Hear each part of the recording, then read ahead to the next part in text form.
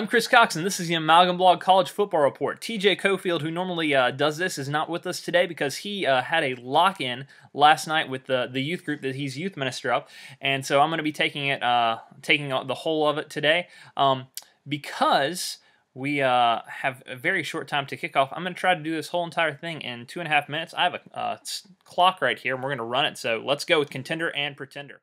Contender and Pretender.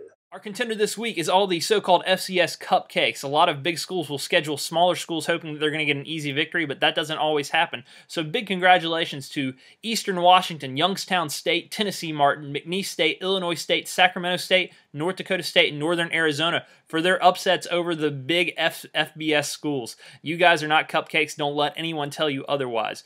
Our pretender this week is Arkansas. Although it's probably not fair to put that lady's picture there. She's just a true fan, and she didn't play the game. But Arkansas lost at home in overtime to Louisiana Monroe, taking an epic tumble out of the AP Top 25, and they are our pretender for this week.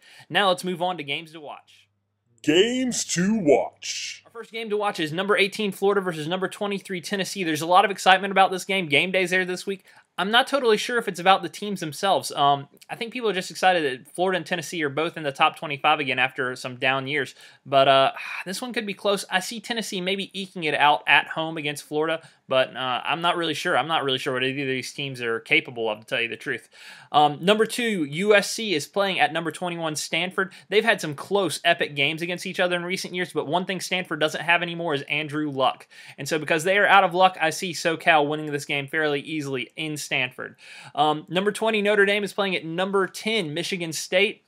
Notre Dame hasn't really had a statement win yet. They only won by 3 last week against Purdue, and Purdue's not a bad team, but I just see Michigan State being too much for Notre Dame to handle, especially in East Lansing. Now, let's move on to Ask TJ. Ask TJ. TJ's not here this week, and so we're not going to do Ask TJ, but we wanted to still do the theme song. Let's move on to our hometown heroes. Hometown heroes. Number 8, South Carolina is playing at home against the UAB Blazers. This should be another good game for South Carolina, another tune-up. They play against Mizzou next week and start the heart of their SEC schedule. Dylan Thompson's going to play again this week. He's starting again this week.